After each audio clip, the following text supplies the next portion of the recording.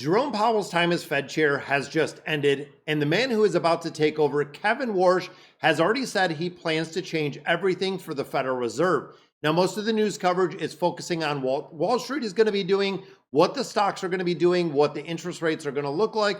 But I want to talk to you about something that is far more important for all of you watching this. What does it mean for your mortgage? What is it going to look like for your savings account, for your credit card rates, and even your 401k? Because this is not just a political story, which a lot of people see it. This is more of a personal finance story. And as a certified credit union financial counselor, these are questions that I get a lot of time. Even looking at the YouTube channel in the comments, I want to break this down in English. So let's take a look at exactly what is changing. So first of all, if you're unfamiliar, Kevin Warsh, if you don't know him, most people don't, I want to give you the quick kind of 60-second version of this guy. He is a former Fed governor. He was on the Federal Reserve Board during the 2008 financial crisis. So pretty interesting that he's seen the housing market crash. He has a reputation, what economists coin as a hawk, very similar to what Jerome Powell is, meaning he tends to prioritize fighting inflation over cutting rates, which is counterintuitive to the president that just appointed him. He also has a Wall Street background working at JP Morgan.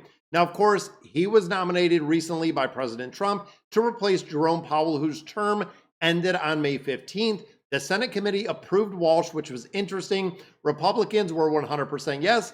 Democrats were 100% no, making it the most partisan Fed chair vote that we have ever seen in history. He is expected to be confirmed on May 11th, so it's right around the corner. And of course, a quick kind of comparison of these two Fed chairs. Jerome Powell was really focused on those gradual cuts. We've seen it tiered through the last couple of years, very independent of the White House, had a 2% target inflation. When it comes to Warsh, he wants to shrink the Fed's essentially balance sheet. Almost $7 trillion sits on the Fed balance sheet. This may redefine inflation targets if we're no longer targeting that 2%, possibly 2.5%, possibly 3%. And of course, he has been known to question Jerome Powell's approach to this. Now, this is where it gets interesting for everyday people like you and I. Trump has been very clear that he wants to lower interest rates. He has said it publicly. He would be disappointed if Fed doesn't cut rates. But Warsh already says he plans to cut the massive balance sheet that the Federal Reserve has, which could actually push a lot of borrowing higher. So we could see a lot of tension between those two. So let's talk about exactly what it's going to change and what it looks like for you guys, because I want to walk through three very specific things when it comes to your financial life, what it's going to affect really in this transition, and how I really have people sitting or questions that I have. Now, of course, the first one is going to be interest rates. So the Fed does not set your mortgage interest rates directly. I want to be very clear about that. But the Fed does set the federal funds rate, which is right now between 3.5% and 3.75%. That sends rates through the entire economy and through the banking system. Your credit card rates directly tied to the Fed rate. Your home equity line of credit, anything that is variable, it is going to do the exact same thing. Anything that is going to be open line is going to be adjusting. Now, looking where we're sitting right now, we know the average credit card APRs are around 22%. 30-year fixed mortgages are hovering around 7%. Right now, high yield savings accounts are around 4%. And rate cuts in 2026, market right now is saying 0. With the war, with inflation, we are not going to see rate cuts in 2026, which would be kind of crazy.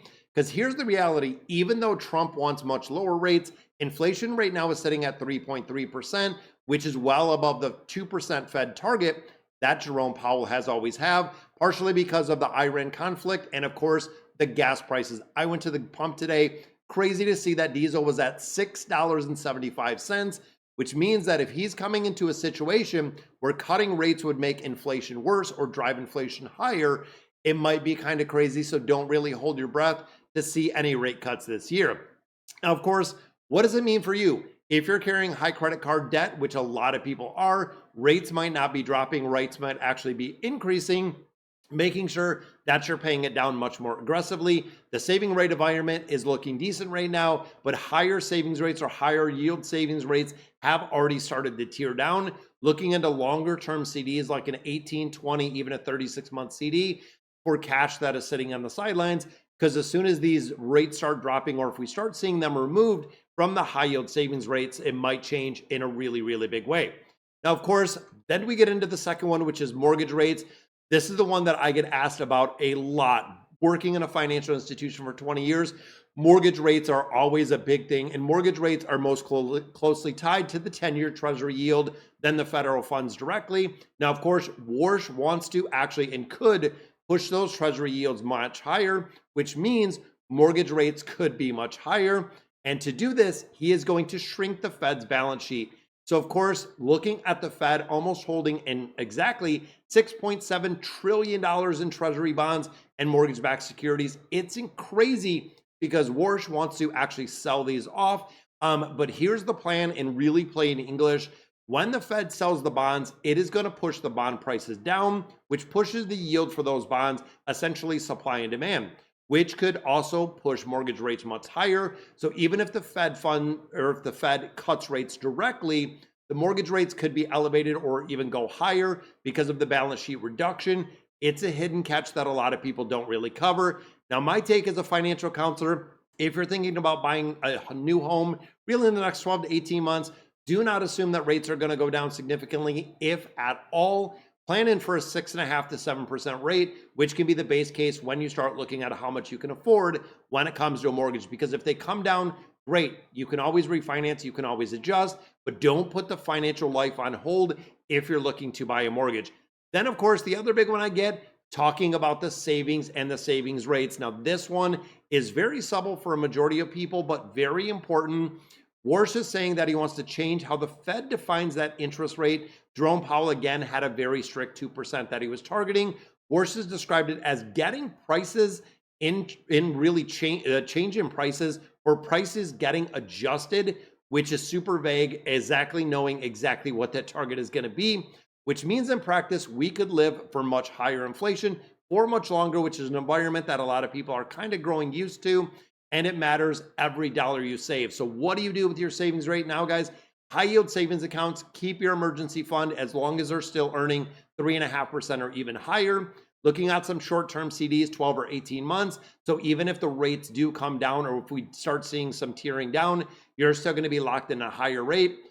Could also be looking at bonds. Bonds is another thing where if they're driving up the yield on bonds, might actually be worth it. Now, do not park, and I tell this to everybody, do not park your money, do not park that emergency fund into a regular account. When you look at a regular savings account, the national average rate now is 0.5. That is a money loser. That is a guaranteed loss with inflation. The bottom line, when it comes to savings, higher inflation erodes your purchasing power. If you have your money in that regular savings at a 0.5, with inflation running at 3.3%, think about this for a minute, you are losing 2.8% every single year, which is not, really looking at made up, it's money leaving your pocket without even realizing it because of the cost. Now, what exactly does not change within here? There's going to be a couple things that are not going to change, because as a financial counselor, you always have to look on both sides of this. Number one, the math for long-term investing doesn't change. S&P has never produced a negative return over any 20-year rolling period, not through wars, through recessions, through Fed chair transitions, through the housing market, through the dot-com. There has never been a 20-year horizon that we have seen a negative return or a down year return, meaning that if you're diversified in those high and really index funds in general, you don't need to do anything different with that 20-year horizon. Number two, 401k contributions do not need to change. If you're getting an employer match, make sure 100% that you're putting enough in there to get that full match. Instant 100% return on your money if you're building it. No Fed chair, no change is ever going to change that. And number three, the fundamentals of budgeting does not change. Income minus your expenses gives your savings. If you're positive, if you're negative, allows you to either repay debt and invest, or actually go out and start borrowing more, or find out a solution, whether it be working more overtime, getting a second job, something that is it. Because what I see right now in uncertain markets like what we're seeing, people will panic sell the investment or stop contributing to retirement accounts when things get more expensive, when they have a lot of uncertainty in the economy, is what we're seeing right now. This is almost always 99% of the time the exact wrong move. When you look at volatility in the market, it is normal. I have seen clients build wealth really over time, and you have to stay very consistent during uncertain times, because this is the time when the emotions can actually take over. So let me go through a real quick 5-step action plan, guys. Number one, audit all of your variable rates. We're talking about credit cards. We're talking about HELOCs, interest-only HELOCs. This is the time where anything that is directly tied to the Fed fund rate, making minimum payments on there is not going to be ideal. You're going to get aggressive, paying them down and making sure that you're knocking out some of those debt. Number two, any idle cash that you have in savings accounts need to go in high yields, need to stay somewhat liquid, short-term CDs if you have them, because of course, you want to keep at least 1 month of expenses kind of liquid. Anything other than that, you're looking at 3.5% or much higher. Don't touch your long-term investment accounts. When we talk about the accumulation of assets, unless your personal situation has changed in its entirety, risk tolerance, goals, don't make changes to IRA accounts, contributions, 401k plans, keep them as they are right now. And of course, number four, if you're close to buying a home, get your finances bulletproof. Don't wait for the rates to drop because they possibly couldn't.